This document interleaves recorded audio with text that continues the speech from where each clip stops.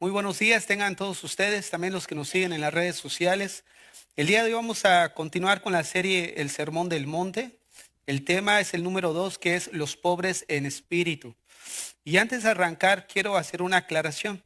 La primera enseñanza en la que estuvimos, hablamos en Mateo 7, del 22 en adelante, del juicio de los creyentes. Yo usé esa frase, el juicio de los creyentes.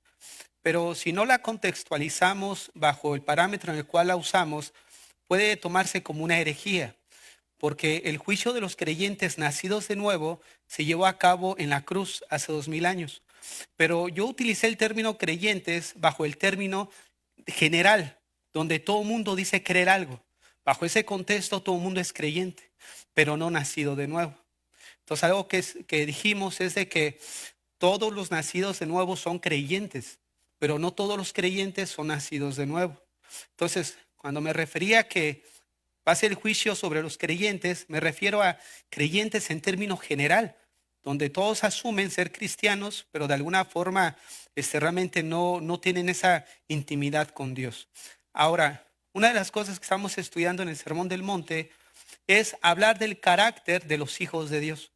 Hay características que nos muestra el Sermón del Monte que solamente se pueden cumplir cuando la obra de Dios primero fue hecha en la vida de esa persona. De lo contrario, nadie puede llevar a cabo el Sermón del Monte. Entonces, partiendo de ahí, quiero recordarles que el Sermón del Monte describe lo que Dios espera que sea una realidad en nuestras vidas. O sea, que el Sermón del Monte no describe a personas excepcionales fuera de este mundo. No busca o se refiere a hombres y mujeres difíciles de encontrar. El Sermón del Monte básicamente describe lo que debe de ser una realidad en tu vida y en mi vida. Por ejemplo, ahora que estudiamos la primera enseñanza, el perdonar a los enemigos, el amar a aquellos que de alguna forma hacen cosas pues que perjudican nuestra persona o nuestras vidas. Solamente una persona con el carácter y la obra de Dios en su vida puede llevar a cabo ese perdón y ese amor. Por lo tanto, el Sermón del Monte debe de ser una realidad de nosotros. No debe de ser de personas excepcionales o personas que no existan o personas que de alguna manera sea, híjole, vamos a buscar llegar a tal nivel. No, eso se espera ya de nosotros, porque la obra de Dios ha sido hecha en nosotros. Ahora bien, ¿cuántos de nosotros buscamos la felicidad? Miren, una de las cosas que el mundo busca que es ser feliz, ¿no es cierto? Haces proyectos de vida, incluso haces planes como familia y dices, bueno, si hacemos esto, vamos a encontrar la felicidad. Sin embargo, nada de eso resulta que trae la verdadera felicidad a la vida del hombre. Jesús en las bienaventuranzas nos muestra cómo se encuentra la verdadera felicidad. La felicidad no tiene una base material, la felicidad tiene una base espiritual, donde hay una relación entre Dios con la persona que en ese momento se ha arrepentido de sus pecados. Perdón. La verdadera felicidad entonces no se encuentra tampoco en los logros humanos. Muchas gracias.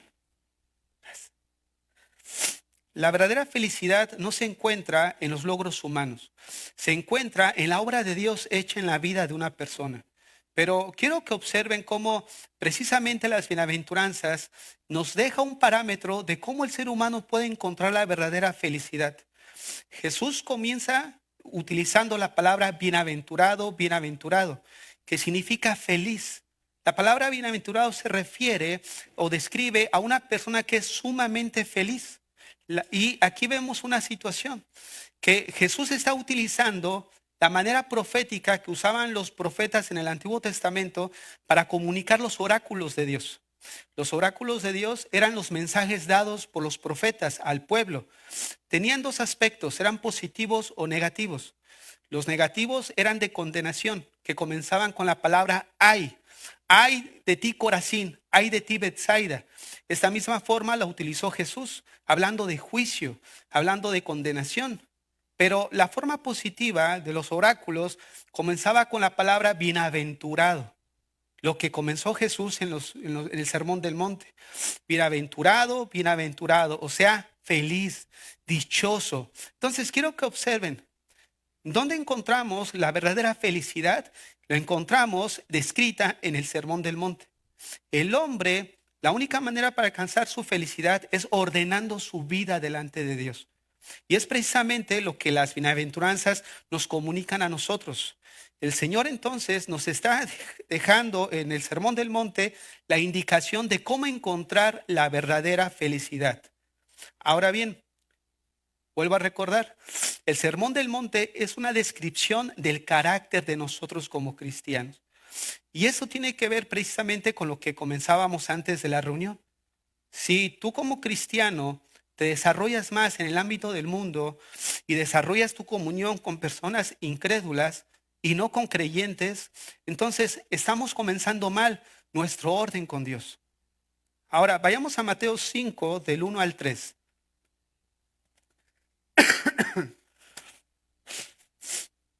Las bienaventuranzas, el Señor no las pronunció al azar o por casualidad, sino que en ellas encontramos una secuencia espiritual lógica. O sea, hay un orden establecido. No fue que el Señor se le ocurrió, voy a decir esto, lo otro, así al azar. No, lleva una secuencia lógica. Vayamos Mateo 5:1.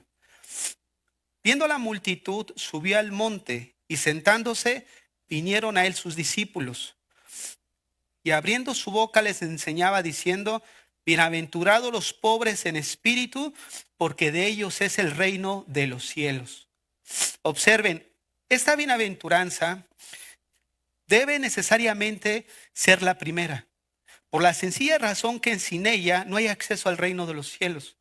Es en esta bienaventuranza donde se lleva a cabo el proceso de regeneración, el cambio de una nueva naturaleza. El Señor nos quita ese corazón de carne y nos da un corazón de piedra y nos da un corazón de carne. Es aquí donde se lleva a cabo la obra sobrenatural de Dios en el pecador arrepentido. Ahora, en base a esto, en un sentido, todas las demás bienaventuranzas son consecuencia a esta. ¿Por qué? Porque tú no puedes llegar a ser manso, tú no puedes de alguna manera llegar a describir o a desarrollar todo lo que nos dice el Sermón del Monte si primero no comienza la obra de Dios en nosotros. ¿Cómo puedes perdonar a aquel que te odia? ¿Cómo puedes amar a tu enemigo? ¿Cómo puedes andar 2 millas o la otra milla con tu enemigo? ¿Cómo puedes darle la capa? O sea, a menos que la obra de Dios esté sobre tu vida. Entonces quiero que veamos cómo esta primera bienaventuranza es la que detona todo lo demás. Porque es aquí donde el creyente... Miren, esta bienaventuranza en muchas religiones la toman como una base para hacer prácticas supuestamente religiosas, como recluirse en un convento o dar todo a los pobres. Y nosotros hemos dicho que los pobres en espíritu no se refiere a la pobreza material. El ser pobre no nos hace más espirituales a los que tienen dinero, ni acarrea más beneficio la pobreza de parte de Dios que el rico.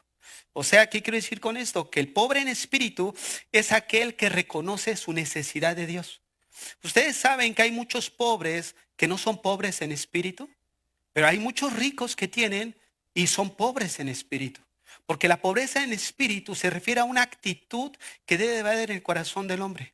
Una actitud de dependencia de Dios. Una actitud donde reconocemos que no podemos sin Dios. Ahora, esa actitud es donde detona y comienza la vida cristiana. Pero ya como cristianos nos sorprendemos que hay muchos que no continúan en este estado o en esta actitud del corazón. Porque el ser pobre de espíritu nos habla de una actitud de corazón, de una dependencia constantemente y diariamente de Dios. Hay muchos cristianos que comenzaron su vida cristiana reconociendo su pobreza espiritual, pero ya en el medio cristiano se buscan independizar de Dios, donde son todo lo opuesto a ser un pobre en espíritu. ¿Por qué? Porque ya como cristianos creemos y pretendemos independizarnos de Dios. ¿Cómo? Le voy a dar un tiempo a la iglesia. Voy a tomar mi tiempo a las cosas de Dios. Como si Dios tuviera, ¿cómo le podemos decir? Como si Dios fuera esa persona a la que nosotros pudiéramos aplazar en nuestra relación con Él. Fíjense nada más cómo de alguna manera entonces empezamos a ver la diferencia entre ser un pobre en espíritu a ser lo opuesto. Lo opuesto es una persona arrogante, soberbia, de alguna manera que cree que puede depender de él mismo. Es por eso que los pobres en espíritu no se refiere a pobreza material. Ahora, el pobre en espíritu nos habla de un corazón que ha dejado a un lado el orgullo. El orgullo en el corazón del hombre lo lleva a pensar que puede vivir. Hace algún tiempo atrás, un hermano me decía, pastor, ¿usted qué considera que es el problema principal del hombre? Y yo le dije, el orgullo. El orgullo de alguna manera es el impedimento que tapa la obra o impide que la obra de Dios siga continuando en el corazón de esa persona.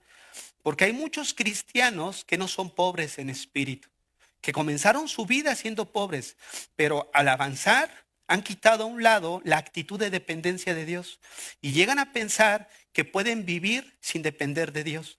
Porque el pobre en espíritu se refiere a una actitud del corazón de dependiente de Dios. Ahora, vayan conmigo a Mateo 11:28.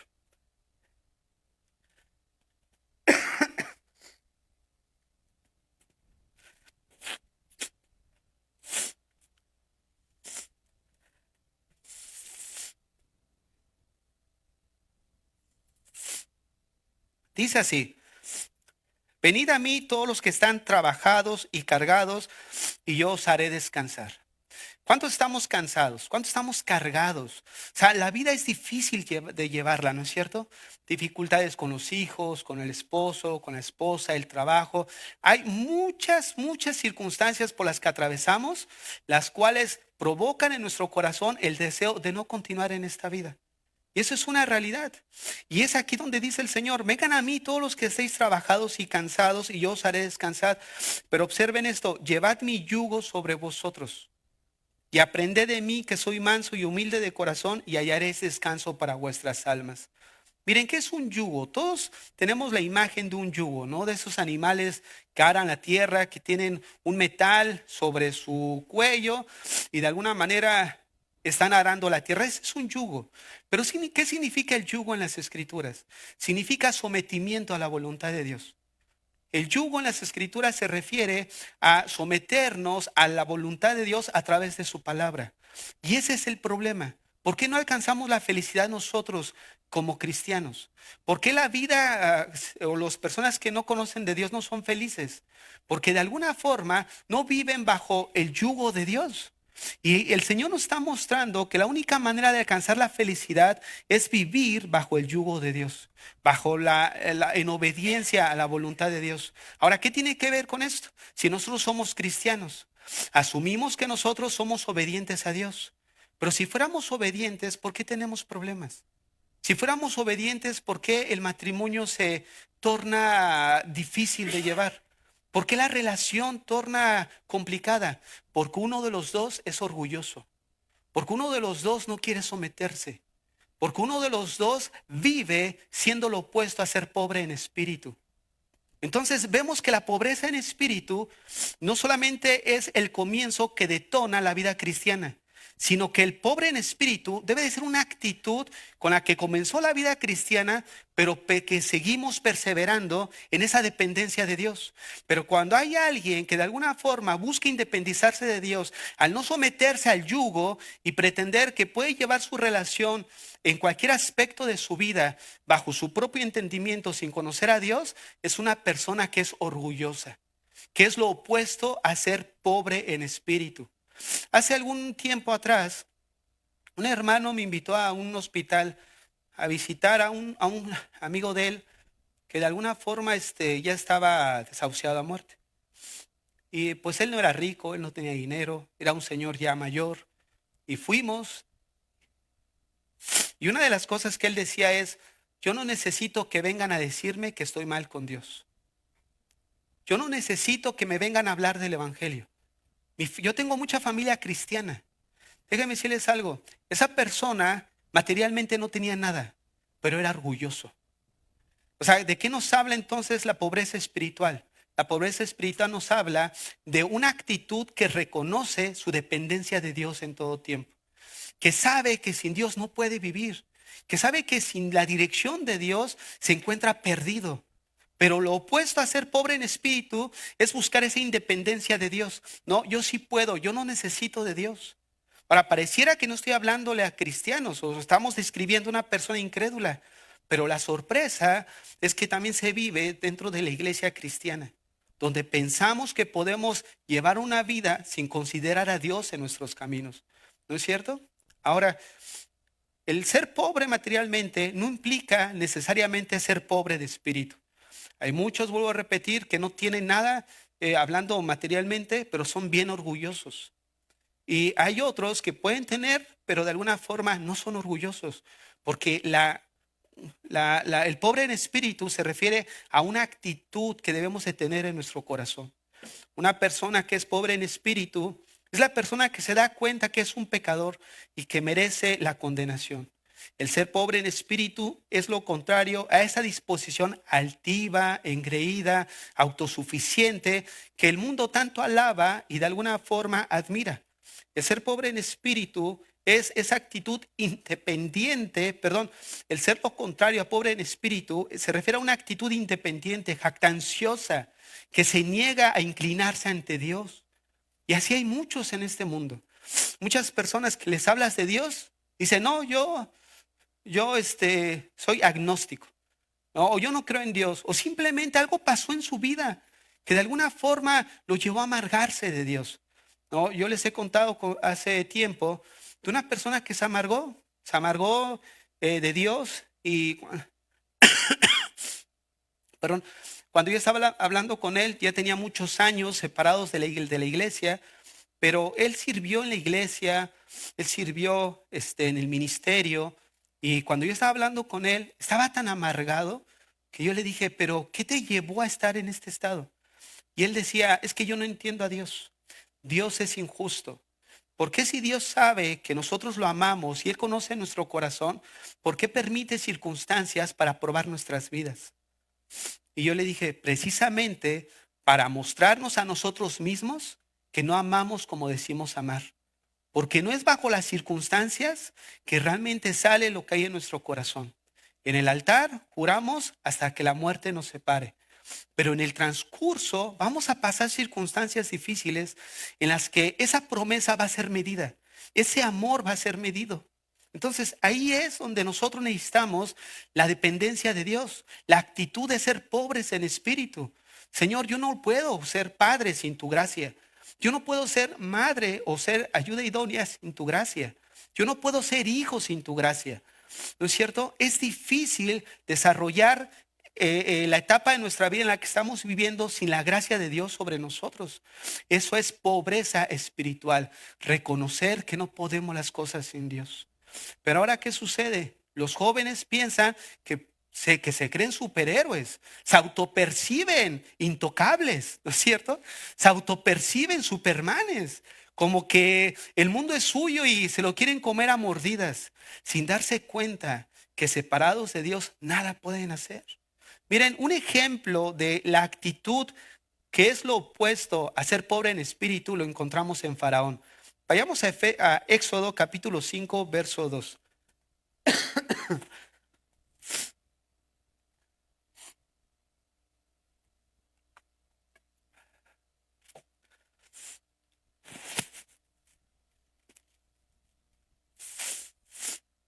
Éxodo 5, 2 dice así.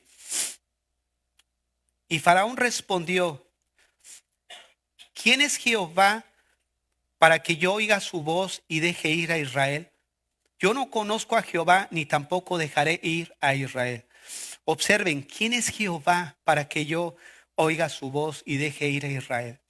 Hermanos, hay muchos faraones en este mundo que anteriormente pudiéramos decir que estaban fuera de la iglesia, pero ahora sin temor a equivocarme, hay muchos faraones dentro de la iglesia que creen que pueden llevar su vida como cristianos independientes de Dios. Porque como se enseñaba esta mañana, asumimos ser cristianos, pero lamentablemente el yugo de Dios no está sobre nuestras vidas. O sea que no nos sometemos a la voluntad ni a los mandamientos de Dios. Sí, la Biblia dice que debo de amar, pero esto es como que de repente es demasiado. O sea, la Biblia la necesitamos actualizar a la época en la que nos encontramos. Está desactualizada. ¿Por qué? Porque ahora el estilo de vida es diferente, como si la Biblia pasara de moda. O sea, como cristianos necesitamos entender que los mandamientos de Dios no fueron dados para discutir, fueron dados para obedecer. Y esa es la diferencia, de que la bendición la encontramos en la obediencia, en el orden de Dios, y la maldición o la infelicidad la encontramos cuando no tenemos el yugo de Dios sobre nuestras vidas. Tú lo miras alrededor. ¿Cuánta gente asume que es feliz, pero es la más desgraciada por dentro? Yo les decía que el año pasado que estuve ahí en California, en un congreso, en el hotel en el que estaba, había fotos e imágenes de personajes de Hollywood. Ahí estaba Marilyn Monroe, estaba John Sinatra. Había grandes personas conocidas y tú las veías en las fotos, mira así, y tú decías, wow, ¿cuántos no quieren ser como ellos? Pero ¿sabes qué? Son actores. Son actores. Esas fotos están actuando una felicidad, una alegría que no es una realidad en sus vidas. ¿Cómo lo sabemos? Porque cómo terminaron, ¿no? La Marilyn Monroe, sobredosis. O sea, ¿cómo terminaron? Nos aparentan una imagen, pero se nos olvida que son actores. Ellos venden eso, pero en su vida privada son la gente más desgraciada que podemos encontrar. Y así hay muchos de nosotros probablemente, que por fuera reímos, pero por dentro nos estamos en un estado de desgracia emocionalmente. ¿Por qué? Porque no somos felices. Entonces, las bienaventuranzas nos ubica en la verdadera felicidad. ¿Qué es lo que tú buscas para encontrar la felicidad? Si yo tuviera esa casa, sería feliz. Si yo tuviera ese carro, sería feliz. Si yo cambiaría el modelo de esposa que tengo, sería feliz. O sea, hermanos, ¿tú crees que eso te va a dar felicidad? O sea, al final nos vamos a dar cuenta, como decía el predicador de Eclesiastés, yo me dediqué a la tarea de ver qué es lo que hace feliz a la gente debajo del sol. Y no negué nada de lo que mis ojos desearan. Y al final entendí que todo es vanidad. Vanidad de vanidades, dijo el predicador. Y es lo que vemos, todo es vanidad. Es algo ilusorio, ¿no? La verdadera felicidad la encontramos cuando el corazón del hombre es tocado por el poder de Dios y comienza una obra transformadora, donde ahora su vida se ve transformada precisamente porque comenzó siendo pobres en espíritu. Pero hay muchos que comenzaron bien en esa pobreza, pero al ir avanzando se han vuelto orgullosos, arrogantes y son como el faraón. ¿Quién es Jehová? ¿No han escuchado? ¿Quién es Jehová? ¿Quién es tu Dios? Déjenme decirles algo. Dios sabe responder. Dios sabe responder ante la insolencia del hombre. A la pregunta de Faraón de quién es Jehová, Dios respondió. ¿Cómo le respondió? Simplemente con 10 plagas. ¿Quieres saber quién soy yo? Bueno, ahí te van. Una plaga, 2 plagas y 10. Ahora pasemos a Éxodo 14, verso 11. Éxodo 14, verso 11. Y dijeron a Moisés, ¿no había sepulcros en Egipto que nos has sacado para que muramos en el desierto? ¿Por qué has hecho así con nosotros? ¿No nos has sacado de Egipto? ¿No nos has sacado de Egipto? ¿No es esto lo que te hablamos en Egipto diciendo, déjanos servir a los egipcios? Porque mejor nos fuera servir a los egipcios que morir nosotros en el desierto. Y Moisés dijo al pueblo, no temáis, estad firmes y ved la salvación que Jehová hará hoy con vosotros. Porque los egipcios que hoy habéis visto, nunca más para siempre los veréis. Jehová peleará por vosotros y vosotros estaréis tranquilos. Entonces Jehová dijo a Moisés, ¿por qué clamas a mí? Di a los hijos de Israel que marchen. Y tú alza tu vara y extiende tu mano sobre el mar y divídelo.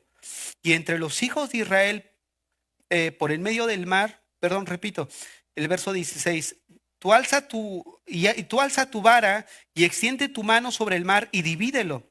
Y entren los hijos de Israel por medio del mar en seco. he aquí, yo endureceré el corazón de los egipcios para que los sigan, y me glorificaré en Faraón y en todo su ejército, en sus carros y en su caballería. Y escuchen esto, y sabrán los egipcios que yo soy Jehová. ¿Qué le dijo el Faraón? ¿Quién es Jehová? El Señor dijo, ¿quieres saber quién soy? Te voy a mostrar quién es. Ellos sabrán quién soy yo. Cuando el mar se iba a voltear sobre ellos, iban a morir ahogados. ¿No es cierto? Yo he escuchado mucha gente, que incluso personas que participaron en la iglesia, que de alguna manera después me contaban el testimonio de que en la alabanza tenían la sensación de caer postrados de rodillas, y pues nunca habían venido a una iglesia, era la primera vez que venían a una iglesia cristiana y tenían esa sensación. Y ellos dijeron, no, o sea, en la arrogancia de su corazón dijeron no, o sea, se mantenían erguidos.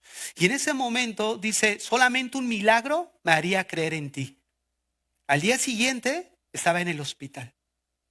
Y cuando pasaron días, que estaba con un dolor profundo, se le había reventado ya lo que es el apéndice. Tenía ya días así.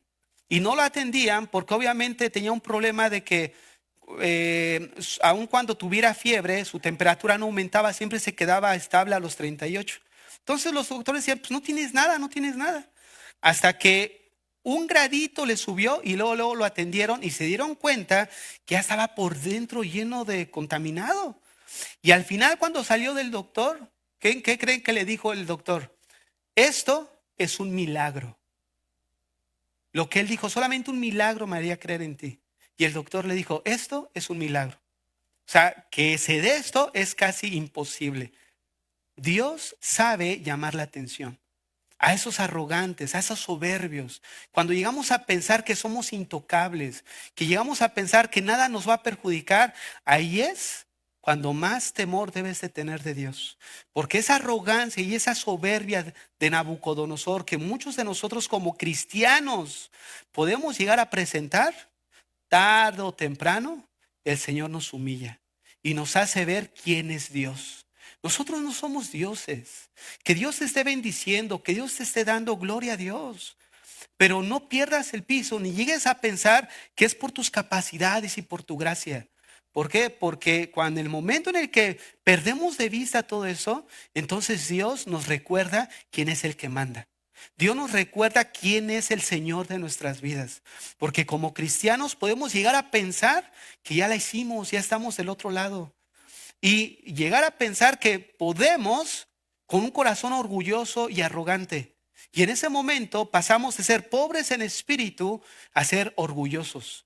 Porque la pobreza espiritual, repito, se refiere a una actitud del corazón, a la actitud de constantemente reconocer nuestra dependencia de Dios, que no podemos por nosotros mismos. Entonces, el faraón representa el corazón orgulloso, que no considera a Dios en sus caminos. Y aquí es donde muchos como cristianos pudiéramos caer en el error. Bueno, yo soy cristiano, considero la Biblia, leo la Biblia, asumo que estoy bien, pero no tienes el yugo sobre tu vida. Porque el yugo es someternos a lo que la Biblia dice. Ama, amas. Perdona, ¿perdonas? Confía, ¿realmente confiamos? Hermanos, ¿realmente somos cristianos de una sola pieza? ¿Realmente manifestamos el carácter de Dios como vamos a estudiar a lo largo del Sermón del Monte? O sea, hay muchos que no son pobres en espíritu. ¿Por qué? Porque no reconocen realmente su necesidad de Dios. A pesar de que venimos a la iglesia. Porque la necesidad de Dios es reconocer que yo no la he hecho muy bien como lo he estado haciendo. Sino es reconocer, Señor, me he equivocado. Pero si tú me das de tu gracia para poder salir adelante, entonces va a ser la diferencia. ¿Por qué? Porque reconocemos nuestra necesidad de Dios. El faraón, es todo lo opuesto a lo que la Biblia menciona como una persona que es pobre en espíritu. Repito, el pobre en espíritu nos habla de una actitud permanente en el corazón, una actitud de dependencia de Dios. Ahora, veamos otro ejemplo. Un ejemplo en la Biblia donde vamos a encontrar a una persona que en un momento de su vida fue un faraón. quiso independizarse de Dios, pero esa misma persona en otra etapa de su vida reconoció su pobreza espiritual. Vayamos a Lucas capítulo 15, verso 11.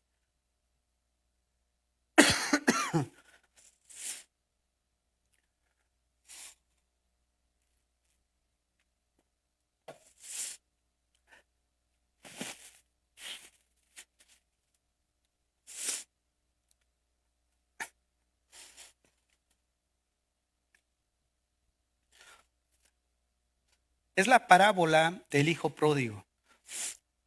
Ahora quiero señalar algo. No vamos a estudiar la parábola como tal.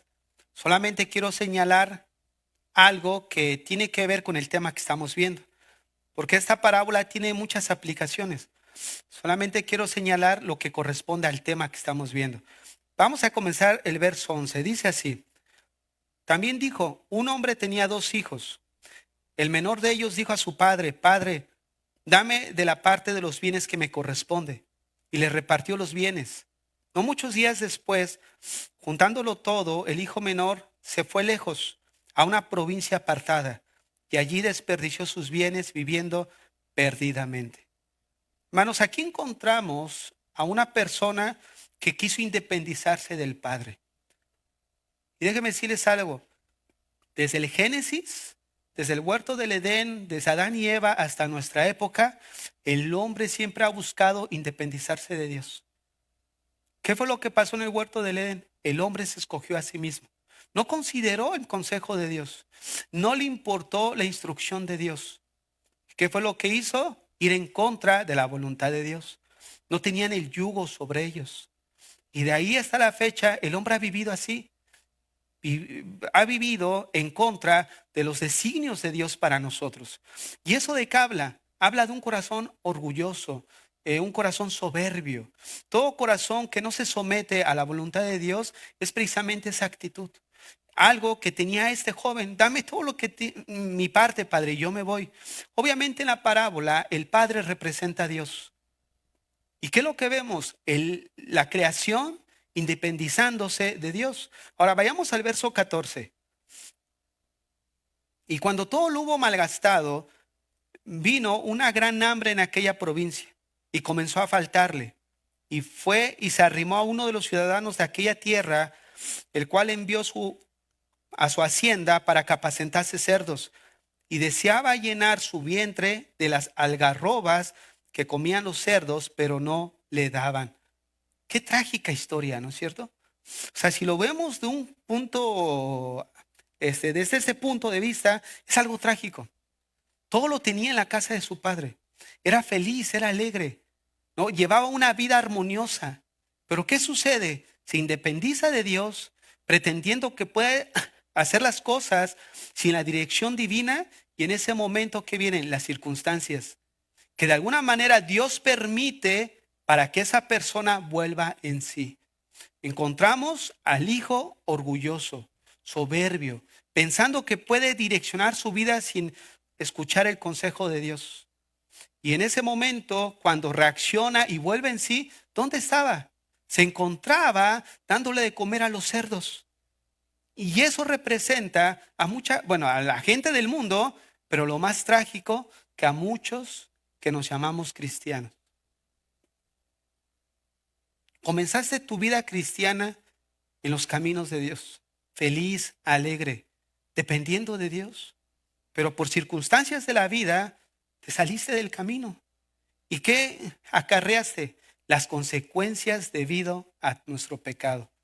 Pero estando en ese estado, ¿qué encontramos en la parábola? Vean lo que dice el verso 17. Y volviendo en sí.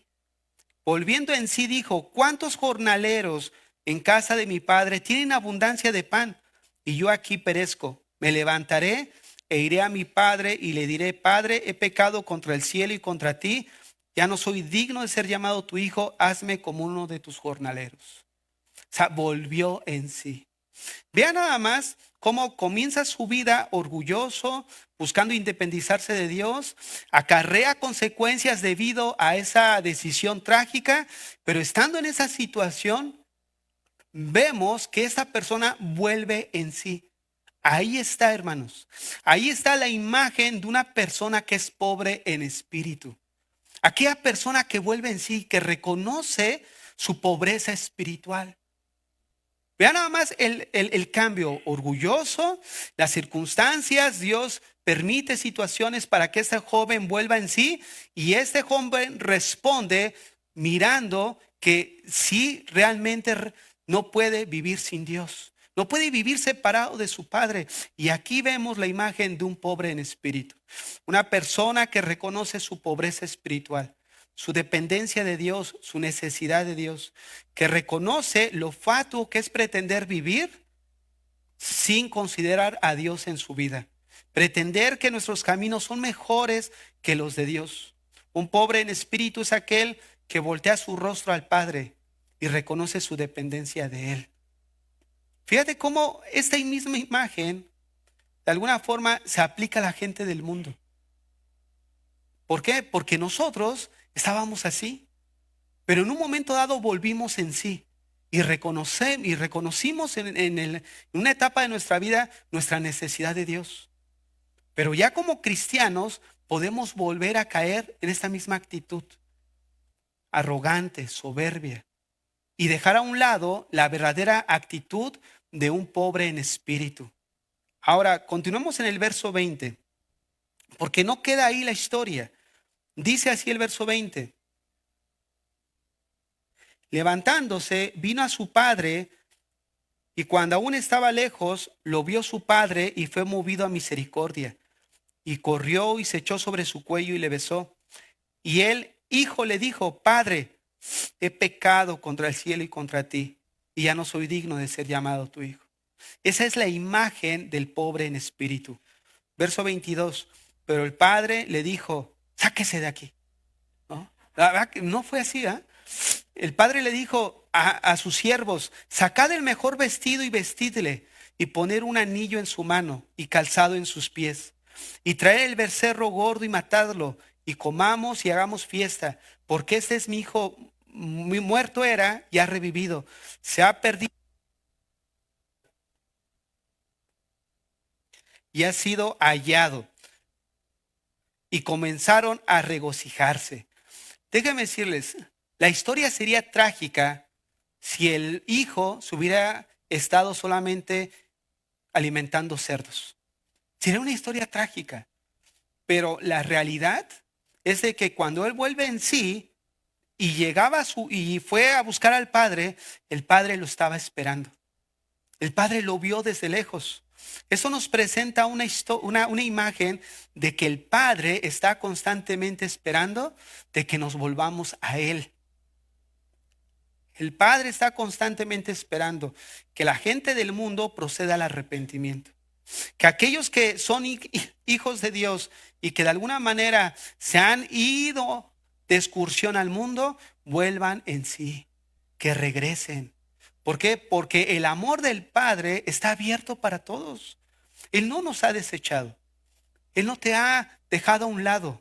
Él sigue esperando constantemente que su hijo, que su hija vuelva a casa. De esa misma manera, Dios quiere hacer fiesta en los cielos. Dios quiere hacer fiesta en los cielos. Y tú puedes decir: pero estoy aquí en la iglesia. Sí, pero estás como el proverbio chino. Están tan cerca, pero su corazón está tan lejos del uno al otro. Y así hay muchos cristianos que están aquí, que están en la alabanza, que están constantemente en los estudios, pero su corazón está lejos de Dios. Porque ya solo es en automático. Ya solamente se hace como algo religioso, como algo que se tiene que hacer. Y es por eso que no encuentran la verdadera felicidad. Porque la verdadera felicidad la encontramos o comienza cuando reconocemos nuestra pobreza espiritual, que implica nuestra dependencia total de Dios. Y habla de una actitud permanente en nosotros. No es de que haya sucedido en el momento de mi conversión, sino que comenzó ahí y a partir de ahí, todos los días de nuestro caminar, vivimos dependiendo de Dios. Oramos: Señor, estamos aquí, ayúdame en el trabajo del día de hoy, con mi matrimonio, con mis hijos. O sea, eso es dependencia de Dios. Por eso una persona que no ora se considera un corazón arrogante, soberbio. ¿Por qué? Porque no depende de Dios. Entonces, cuando nosotros dependemos constantemente de Dios, es cuando constantemente estamos implorando el favor de Dios sobre nosotros. Ahora, Dios quiere hacer fiesta en los cielos. Así como leíamos en el texto que el Padre hizo fiesta, celebró que su hijo estaba perdido, había sido hallado, Dios quiere hacer fiesta por ustedes en los cielos, por aquellos que de alguna manera se han apartado del camino de Dios y han actuado de una manera arrogante o soberbia. Quiero hacer dos llamados en esta hora. El primer llamado es para aquellos que nunca han tenido una relación genuina con Dios. O sea, que solamente han llevado una vida religiosa, que realmente vas a la iglesia, tienes un entendimiento de lo que es Dios, pero nunca has pasado de ser una persona que conoce nada más de intelectual a un conocimiento personal, ¿no? A esa conversión, a realmente reconocer tu pobreza espiritual. Porque hay muchos que vienen a la iglesia, pero nunca han reconocido que son pobres espiritualmente. Que si Dios no obra a favor de ellos, se encuentran perdidos. ¿No es cierto? Y es por eso que al final del sermón, en Mateo 7, es a lo que decía al inicio, viene el juicio sobre creyentes. Pero creyentes que no eran nacidos de nuevo. Personas que asumían haber tenido una relación con Dios, pero que en realidad era pura fachada. Eran cosas externas. Nunca fue una realidad en su vida espiritual. ¿No es cierto? Y es por eso que va a haber un juicio, pero sobre falsos creyentes que asumían que eran cristianos, pero que al final del tiempo descubrimos que solamente eran actores. Nunca llevaron esa vida real en su corazón. Dios fue ajeno a sus vidas. ¿Por qué? Porque nunca fueron pobres en espíritu. Pero también quiero hacer otro segundo llamado. A aquellos que de alguna manera asumimos que somos cristianos, pero que de alguna forma hemos dejado de ser pobres en espíritu. ¿Por qué? Porque ya no asumimos el consejo de Dios. Ya no queremos seguir la dirección de Dios, ¿no? Y eso lo vemos generalmente, ¿no? ¿Cuántos de ustedes no le han llegado a pedir consejo bíblicamente y tú los aconsejas, tú les dices bíblicamente, pero de alguna manera dejan a un lado el consejo? ¿Por qué? Porque el problema no está muchas veces en lo que ellos desean, el problema está en el corazón. Su corazón está tan seducido por algo pecaminoso que de alguna u otra forma lo único que continúa es dar a luz el pecado en la vida de ellos. Y la raíz de esa separación con Dios no son los hermanos, no es la iglesia. La raíz es un corazón orgulloso. ¿Por qué? Porque no reconoce su dependencia de Dios. No reconoce su necesidad de Dios. ¿No es cierto?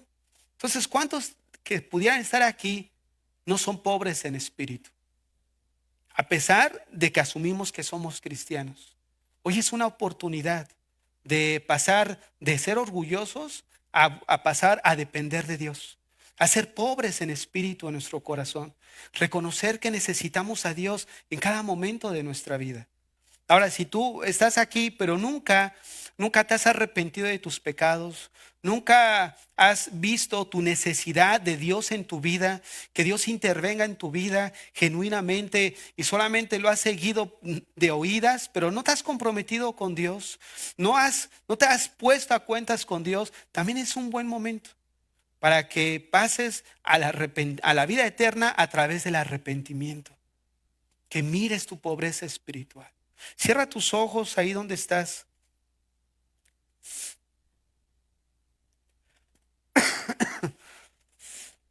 Así con tus ojos cerrados.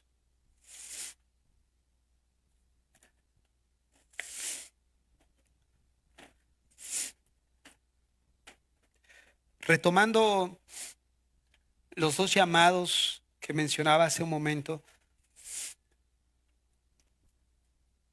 Quiero primeramente dirigirme a aquellos que nunca has hecho la paz con Dios. con aquellos que de alguna forma han estado titubeando en entregarse a Dios genuinamente.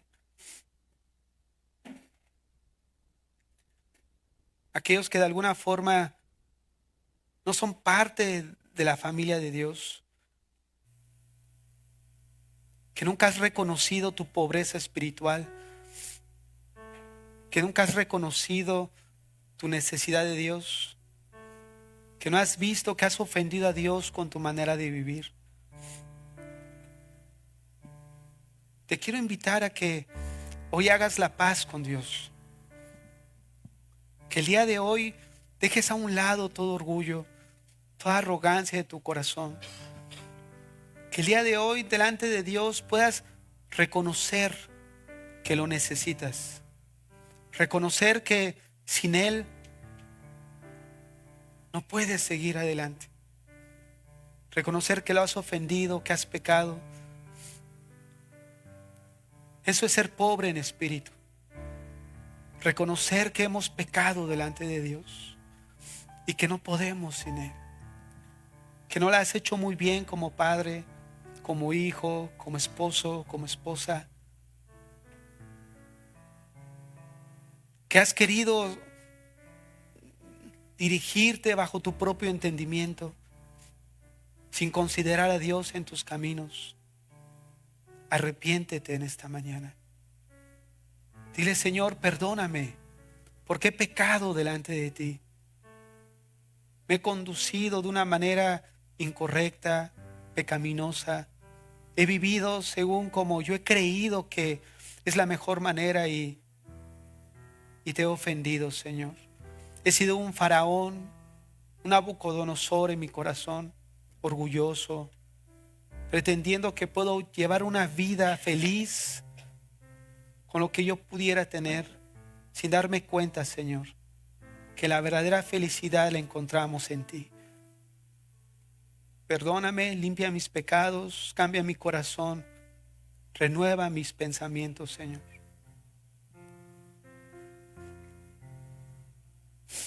Ahora, si tú eres creyente y de alguna otra forma te has apartado,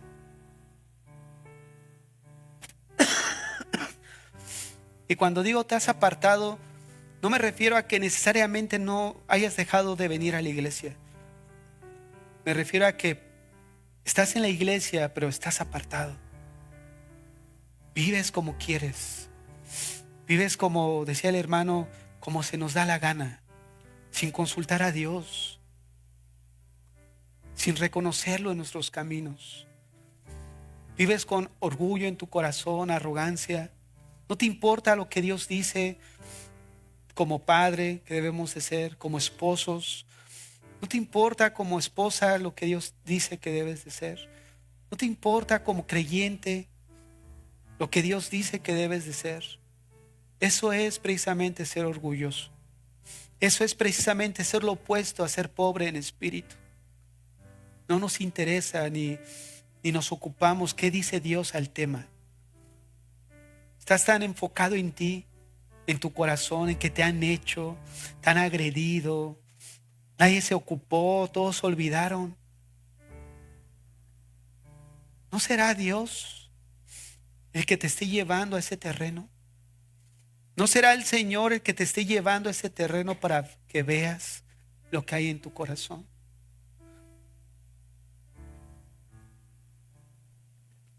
Te invito a que vengas a ser pobre en espíritu, a que reconozcas tu dependencia diaria de Dios, a reconocer: Señor, no podemos vivir sin ti. No podemos continuar una vida cristiana, Señor, independiente de ti. Te necesitamos, Señor. Perdónanos, perdona todo orgullo de nuestro corazón, toda arrogancia. Perdóname porque he dejado de ser pobre en espíritu. Porque la actitud de dependencia, sin darme cuenta, la he dejado a un lado. Perdóname, Señor. En esta mañana te entrego mi corazón, te entrego mi vida, Te entregamos a nuestros hijos, nuestro matrimonio. Señor, aquí están nuestras vidas. Si tú dices perdona, quiero perdonar, Señor. Si tú dices ama, quiero amar, Señor. Aquí estamos, Señor, reconociendo nuestra pobreza espiritual, reconociendo que sin ti nada podemos hacer, Señor. Te entregamos nuestras vidas, nuestros corazones, reconociendo que te necesitamos, Señor. No quites tu mano de nuestras vidas. No quites tu gracia ni tu favor de nuestras vidas, Señor. Que cada hermano que esté aquí, Padre, y de los que no pudieron venir el día de hoy, puedan mirar su pobreza espiritual, Señor. Puedan ver, Padre, que separados de ti nada somos. Que podamos ver, Señor, que lo que tú esperas de nosotros es una actitud de dependencia continua de ti, Señor. Te necesitamos, Padre. Nos entregamos y te damos a ti toda la gloria y toda la honra. En Cristo Jesús. Amén.